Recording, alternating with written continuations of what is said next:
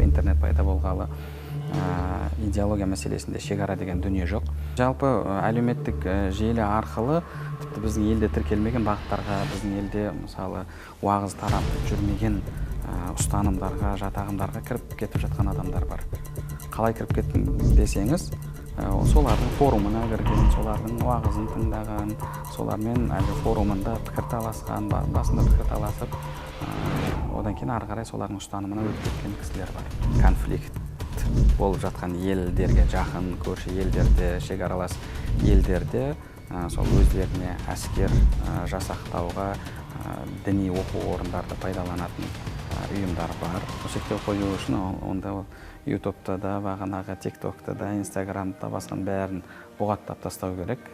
Ол әлбетте мүмкін емес. Сол үшін де бұл жерде енді біз сол халықтың діни иммунитетін күшейтіп, олардың бағана көкейінде діни антивирустың пайда болуына, өзі фильтрлей алатын, ненің дұрыс, ненің дұрыс емес екендігін ажырата алатындай деңгейге жеткізу керек.